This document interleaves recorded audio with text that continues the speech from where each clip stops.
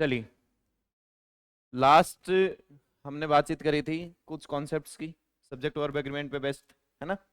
अब उससे आगे का बढ़ाते हैं।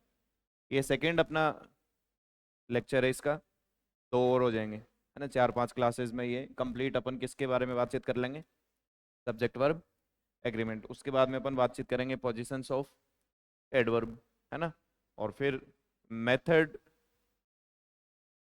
ऑफ लर्निंग किसके, जो आपके फ्रेजल वर्ब्स होती हैं, जो आपकी फ्रेजेज होती हैं, है ना, प्रीपोजिशन फिक्स प्रीपोजिशंस जो होती हैं, उनके कुछ मेथड्स होते हैं। जैसे अपन तो रटते फिरते हैं, कितने के रट लेंगे।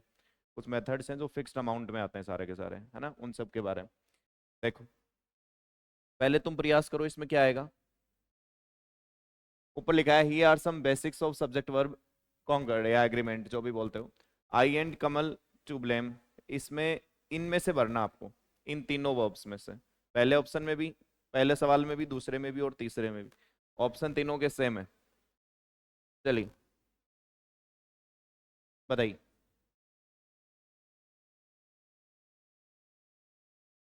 पहले में क्या भरोगे, आर भरोगे। देखो ध्यान से समझना, जब दो सब्जेक्ट को एंड से जोड़ा जा रहा है तो वो कंपाउंड बन रहा है पूरा का पूरा। वो सब्जेक्ट कैसा बन रहा है, कंपाउंड होगा। कंपाउंड सब्जेक्ट जो होता है वो वर्ब भी कैसे लेके अपने साथ, प्लूरल वर्ब लेता है। कैसे वर्ब लेता है, प्लूरल। तो ये दोनों कंपाउंड बने हैं, यानी इस काम को करने में इन दोनों का रोल है। तो यहाँ क्या भर दोगे, आर आ जाएगा। आई और कमल ब्लैंक टू ब्लेम, देखो ये और जो है वो या तो की बात करता है। किसकी बात करता है, या तो। ध्यान रखना नियर इफेक्ट नजर आएगा इसमें, या तो मैं होऊंगा या कमल होगा। लेकिन अब जो वर्ब के नियर वाला जो सब्जेक्ट होगा अपन उसको मानेंगे, तो कमल की वजह से कौन आएगा, ई जाएगा। तीसरा, बोला सर ये विद क्या है, प्रीपोजिशन है। ये प्रीपोजिशन का क्या है, ऑब्जेक्ट है। प्रीपोजिशन के ऑब्जेक्ट का वर्ब के साथ कोई लेना देना नहीं होता, तो आई की वजह से यहाँ कौन आ जाएगा, लिख लीजिए पहली बात।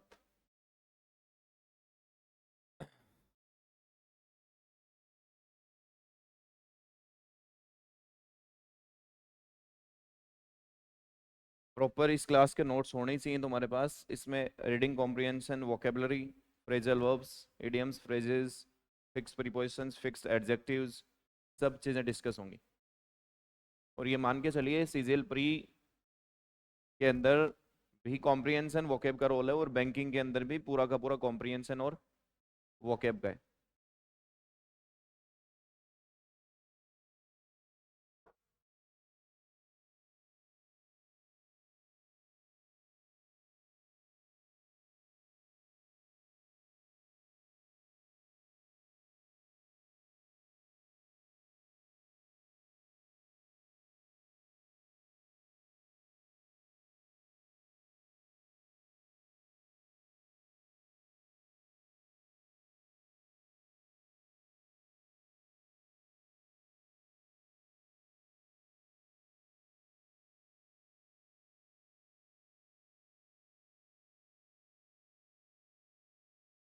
कल वाला तो लिखा हुआ है क्या सारा पीछे का, पूरे नोट्स।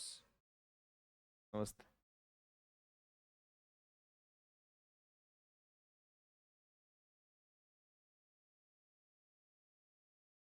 बढ़ जाए आगे, देखो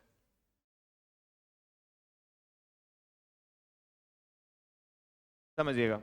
अपना कॉन्सेप्ट क्या है, don't use verbs according to the objects of prepositions. ये जो लास्ट में अपन ने सवाल किया था, इसमें हमने क्या किया, प्रीपोजिशन के ऑब्जेक्ट के अकॉर्डिंग हमने कोई वर्ब यूज नहीं की थी। तो अपन ने यही पहला कॉन्सेप्ट निकाल लिया।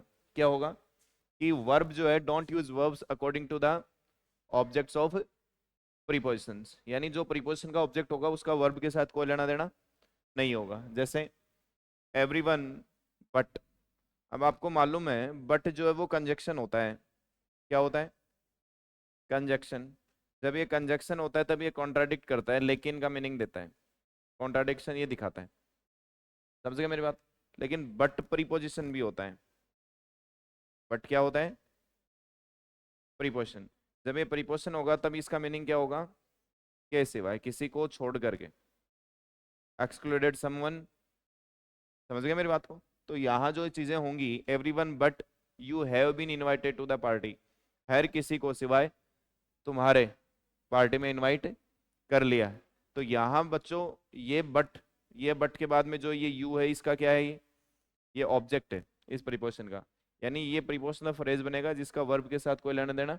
तो वर्ब का लेना देना किसके साथ है, एवरीवन। और एवरीवन की वजह से यहाँ हैव नहीं, कौन आएगा, है जाएगा, has been invited to the party. अब ये बीन क्यों आया है हैज के साथ, क्योंकि इनवाइट करने वाला कोई दूसरा है। इस वर्ब का सब्जेक्ट इसका डूअर नहीं है, इसका कोई और डूअर है, इसलिए ये पैसिव में लिखा है, इसलिए कौन आ गया यहाँ, बीन आया। चलिए, a foreign tourist with preposition आपको मालूम है, सम हैवी सूटकेसेस, ये इसका क्या है, ऑब्जेक्ट है पूरा का पूरा इस प्रीपोजिशन का, जिसका इस यहाँ से लेकर यहाँ तक वर्ब का कोई लेना देना नहीं है। तो ए फॉरेन टूरिस्ट सिंगुलर है तो वाज आएगा, वर नहीं। चलिए, हाँ ये भी देखो वॉज सीन है, पैसिव में लिखा गया है, इसका भी जो वर्ब का जो सब्जेक्ट है वो इसका डूअर नहीं है, डूअर कोई और है इसका, समझ गया ना, पैसिवलाइज है। चलिए, Delhi like most Indian, like के बारे में भी आपको मालूम है, लाइक वर्ब भी होती है जिसका मतलब होता है पसंद करना, और लाइक का मतलब होता है के जैसा, तब वो क्या होता है, प्रीपोजिशन होता है। तो Delhi like most Indian cities, Delhi जैसे इंडियन जो शहर हैं, आर पॉल्यूटेड, वो क्या है, पॉल्यूटेड एंड ओवर पॉपुलेटेड, और वहाँ क्राउड क्या है, भीड़ भाड़ क्या है, जनसंख्या क्या है, ज्यादा है। तो इसका मतलब दिल्ली इज द सब्जेक्ट, इस सब्जेक्ट की वजह से आर नहीं, कौन आ जाएगा यहाँ, इज आ जाएगा। लिख लो बच्चों।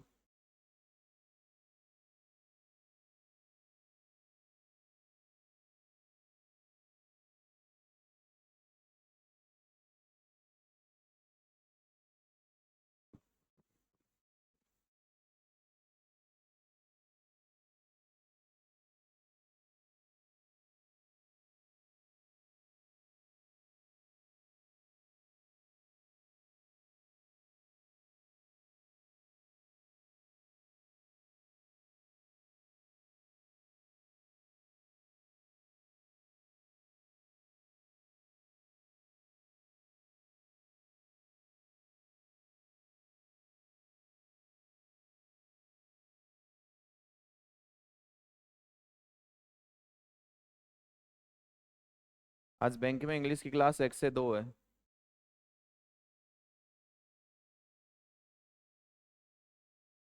12 से 1।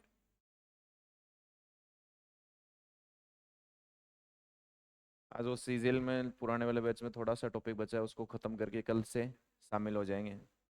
कालू तो ले लिए, चाहे क्लास ले तो 9 से 10 होगी सुबह, डिटरमिनर्स और एडजेक्टिव। हम्म, वही सेम ही टॉपिक है तो अलग अलग क्या पढ़ाना, यहाँ अच्छे से हो जाएगा। हम तो नहीं बैठे रहे, छात्रों को भी आया आया फिरे रहे, मेरे भी आए आया फिर ही रहे।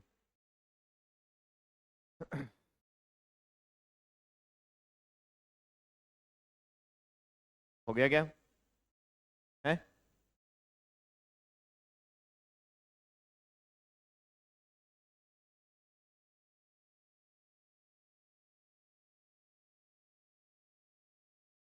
जब एक बार अपन ये सारी चीज़ों के बारे में डिस्कस कर लेंगे ना, फिर एक बार बीच में अपन एक टॉपिक शुरू करेंगे, 15-20 दिन लगातार वही पढ़ेंगे, 1 महीना क्लोज टेस्ट। अपन उसको अच्छा खासा टाइम देंगे, 25-30 दिन का समय देंगे उसको, खूब सारी प्रैक्टिस, खूब सारे मेथड्स।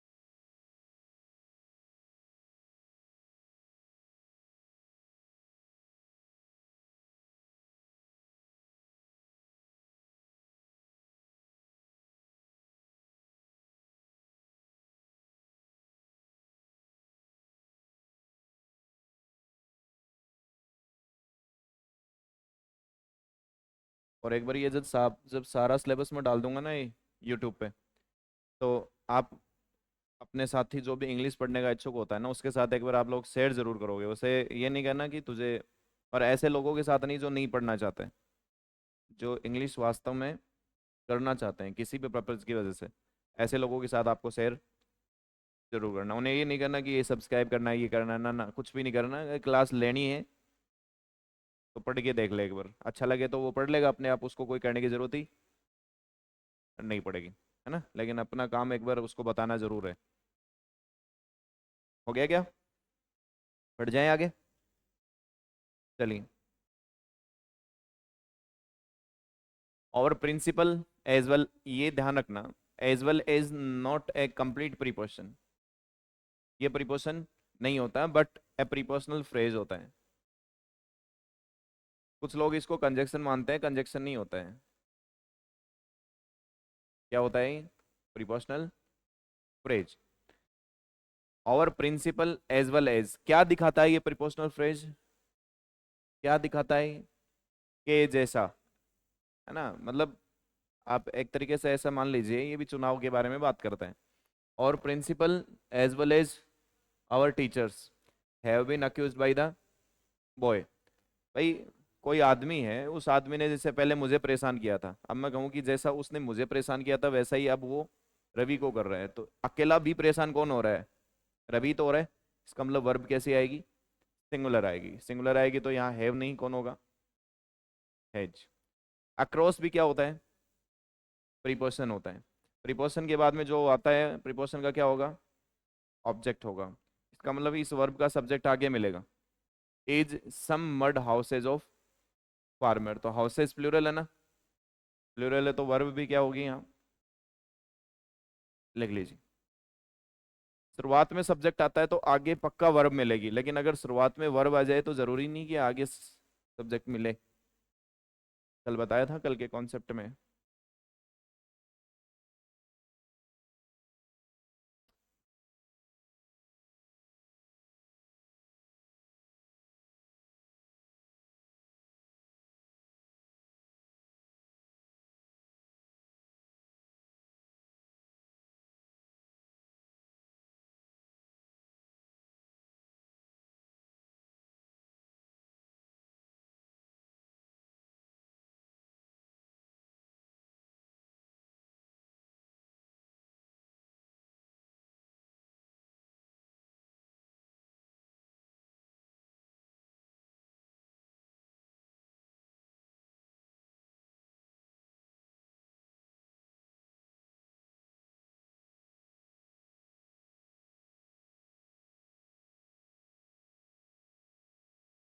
हो गया?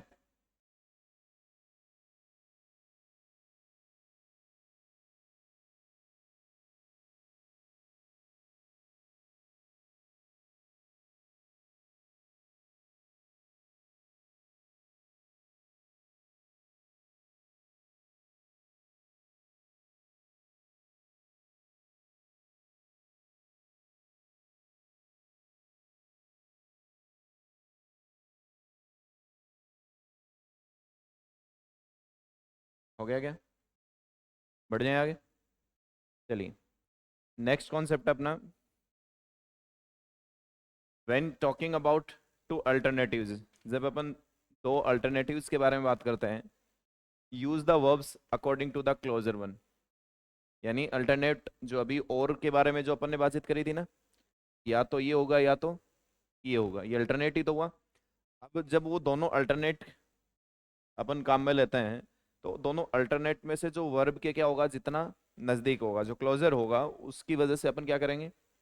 वर्ब यूज करेंगे। देखो, इधर यू और ही, या तो यू या तो ही, तो वर्ब के नजदीक कौन है? ही। तो यहाँ आर नहीं, कौन आएगा? Is responsible for this mistakes, for these mistakes, या इसको मिस्टेक कर दो, for this mistake. I am not sure but Komal और Mohan have inform the coach about it. देखो, I am not sure but, लेकिन कोमल, या तो कोमल ने या मोहल ने, तो या तो कोमल या तो मोहन, तो कौन आएगा? हेज। चलिए, कौन है मतलब मोहन है ना, मोहन की वजह से हेज है, तो आगे अगर किसी कारण की वजह से पोजीशन यूज करना पड़े तो भी कौन आएगा? मोहन की वजह से पोजीशन आएगा। ठीक है। There are neither the coach, ना तो कोच ना ही प्लेयर्स, ना तो कोच ना ही players at fault in this matter, तो वर्ब कहाँ है, किसके नजदीक है? नीदर द कोच ना, तो कौन आएगा? लिख लीजिए। ये आसान चीजें लग जरूर रही हैं, लेकिन यहाँ से सवाल आते हैं, काफी सारे पूछे जाते हैं। और आसान इसलिए हैं कि हम इनको ऑलरेडी पहले पढ़ लिए हैं, कईयों के कॉन्सेप्ट से क्लियर नहीं होते हैं।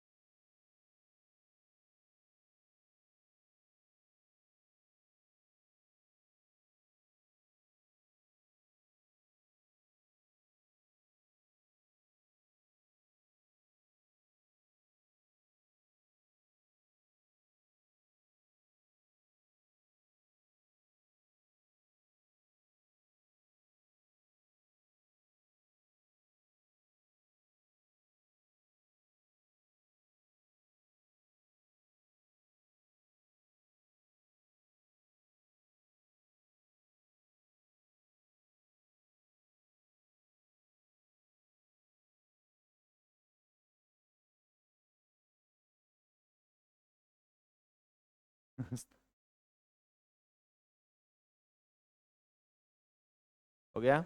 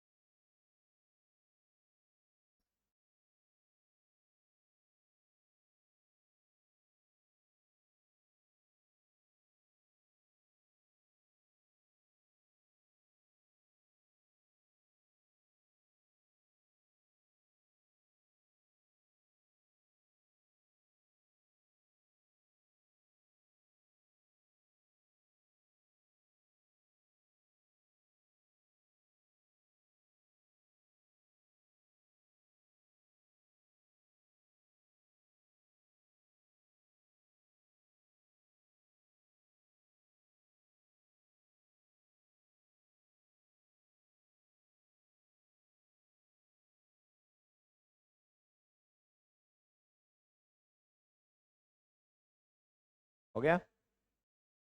चलिए, अब देखिए आगे, नेक्स्ट कॉन्सेप्ट है don't use the verb according to the noun और प्रोनाउन नेगेटिव। अब ये क्या चीज़ है सर? देखो, एडवर्ब ऑफ नेगेशन पढ़ा था ना अपन ने, जब अपन एडवर्ब टॉपिक पढ़ते हैं उसके अंदर एडवर्ब ऑफ नेगेशन पढ़ते हैं। एडवर्ब ऑफ नेगेशन का मतलब है किसी भी पॉइंट को नेगेटिव किरदार में बदल देना। जैसे नॉट ओनली जिसके साथ आता है उस वो नेगेटिव किरदार होता है, नॉट जिसके साथ आता है वो भी नेगेटिव कैरेक्टर होता है।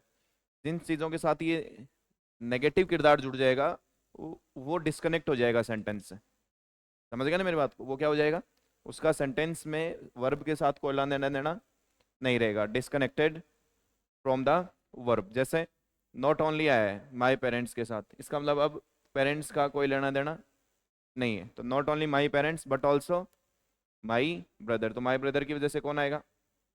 वॉच। चलिए, नीदर, अब नीदर भी नेगेटिव वर्ड है ना। देखो, नीदर नेगेटिव होता है, नॉर नेगेटिव नहीं होता। नीदर क्या होता है? नेगेटिव होता है, नॉर नेगेटिव नहीं होता। नॉर में पोटेंशियल नहीं है किसी भी चीज को नेगेटिव करने का, तो नीदर यू के साथ आए, इसका वर्ब के साथ कोई लेना देना नहीं है। Neither you nor my friend, तो यहाँ कौन आ जाएगा? Is. The teacher and not, देखो एंड नॉट किसके साथ आ गया? द स्टूडेंट के साथ। समझ गए ना मेरी बात को? तो आगे जो वर्ब है वो किसकी वजह से आएगी, कौन आ जाएगा? लिख लीजिए।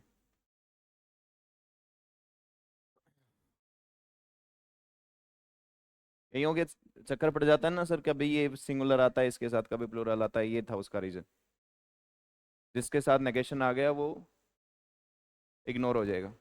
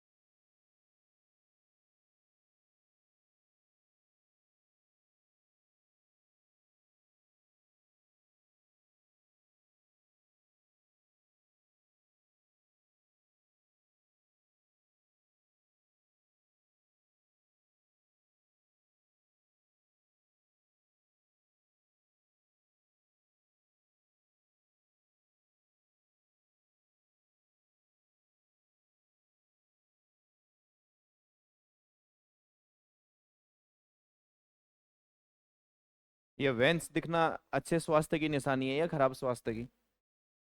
वेंस दिखना, वेन।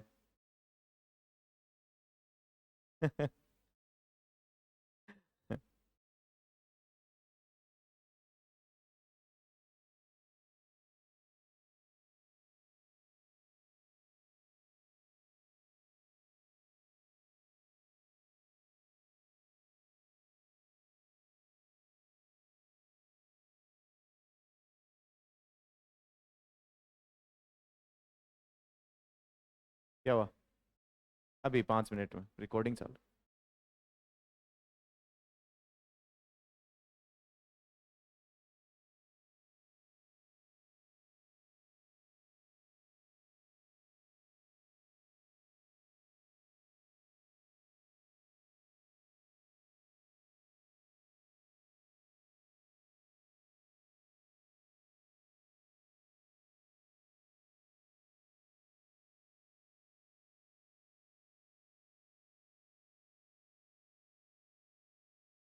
हो गया क्या? चलिए, आप देखो, नेक्स्ट कॉन्सेप्ट है compound subjects usually take plural verbs. इसके ऊपर अपना पहले भी डिस्कशन हो गया है कि जितनी भी कंपाउंड सब्जेक्ट्स होंगे वो सारे क्या लेंगे अपने साथ? प्लूरल वर्ब लेंगे। देखो, हिंदी एंड इंग्लिश तो कंपाउंड बन गया ना, तो यहाँ कौन आएगा? आर। चलिए, no city and no village, इसमें बताओ, ना शहर ना गांव, कुछ भी नहीं, यहाँ कौन आएगा? कल मेरे से एक सवाल पूछा भी था सैटरडे को, किसने पूछा था ऐसा? आप ही ने बोला था क्या? एडजेक्टिव में पढ़ा रहा था, कहाँ पढ़ा रहा था? Each player and each board, या तो ईच प्लेयर यानी हर प्लेयर और हर बोर्ड, एक एक, तो वर्ब यहाँ भी कौन आ जाएगी? Is. The actor and singer, ध्यान रख लेना, जब दो नाउन के बीच में कंपाउंड बनाने के लिए एंड हो और आर्टिकल दोनों से पहले कॉमन हो, तो वो एक ही इंसान होता है। तो द एक्टर एंड सिंगर कौन आएगा यहाँ? ये बताओ पांचवा। The actor and actress.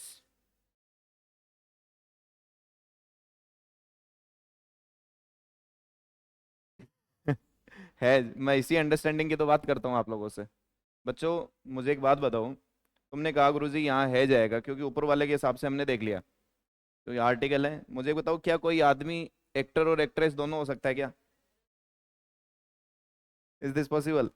किसी मूवी में कोई आदमी एक्टर भी हो जाए और एक्ट्रेस भी हो जाए। किसी मूवी में रोल प्ले कर रहा हूँ तो मैं हीरो भी हो जाऊँ और मैं अपनी हीरोइन हो जाऊँ। Is this possible? हाँ, तो नॉन सेंस बात है ना। तो इसका मतलब हमें क्या करना पड़ेगा? यहाँ क्या लगाना पड़ेगा? और फिर वर्ब आगे क्या हो जाएगी? प्लूरल हो जाएगी। अब मैं, सुनना, देखो, हम जो चीज़ें पढ़ रहे हैं ना, वो हमारे काम आने वाली चीज़ें कहाँ काम आएंगी? पेपर में ही काम आएंगी, पेपर के अलावा तो कहीं काम आने वाली नहीं है।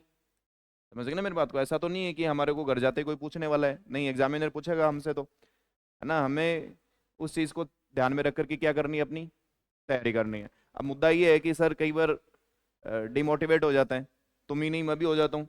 हर किसी का ये एक मानव जो है वो व्यवहार है, ह्यूमन बिहेवियर है, कभी मोटिवेशन होता है कभी डिमोटिवेशन होता है। इसका मतलब हम जीवित हैं और हम इंसान हैं, भगवान नहीं है। अगर हमेशा ही कोई ये कहे कि मैं मोटिवेट रहता हूँ, तो फिर उसको सोचने की जरूरत है, वो बावड़ा है, उसे डॉक्टर को दिखाने की जरूरत है, तेरे को कोई बीमारी हो गई है हमेशा मोटिवेट रहने की। तो मोटिवेशन डिमोटिवेशन तो चलता रहता है।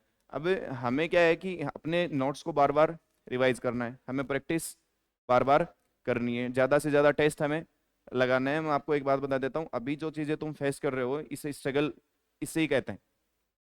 समझ गए ना मेरी बात को? और ये स्ट्रगल बाद में बहुत याद आता है, जब हम सक्सेस हो जाएंगे, जब हम पास हो जाएंगे एग्जाम के अंदर, जिस दिन वो रोल नंबर किसी एग्जाम लिस्ट में होगा ना, उस दिन हमें किसी को जवाब देने की जरूरत, जवाब अपने आप सबको मिल जाएगा, है ना। और उस दिन आंखों में जरूर थोड़े से आंसू होंगे उस रिजल्ट को देख करके, लेकिन यकीन मानिए चेहरे पे उन आंसू जैसा ज्यादा मुस्कान होगी। और सबसे ज्यादा जो चेहरा खिलखिलाया हुआ होगा, चार्मिंग जो फेस होगा, जो सबसे ज्यादा ग्लोइंग स्किन होगी, वो तुम्हारे माता पिता की होगी। सबसे ज्यादा, सबसे ज्यादा ग्लोइंग स्किन उस दिन किसकी होगी? तुम्हारे माता पिता की। अगर वो 60-65 साल के भी है ना, उस दिन ऋतिक रोशन से ज्यादा उनका चेहरा जगमगाएगा। ठीक है ना, मेहनत करते रहिए, उस चेहरे के ग्लो को लाने के लिए आपको दिन रात एक करना पड़ेगा। पढ़ते रहिए, हंसते रहिए, मुस्कुराते रहिए। ठीक है, थैंक यू।